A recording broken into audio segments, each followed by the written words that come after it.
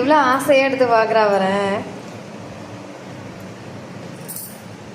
அடுத்தது அடுத்தது எடு. ம் ம் வேற என்ன இருக்கு? அதாக்கு தோ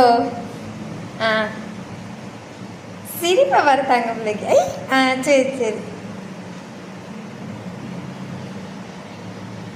வளையால்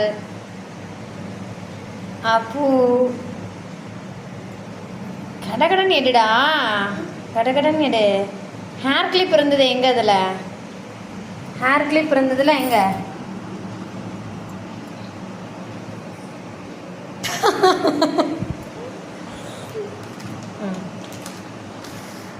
அடுத்தது அவ்வளோதானா?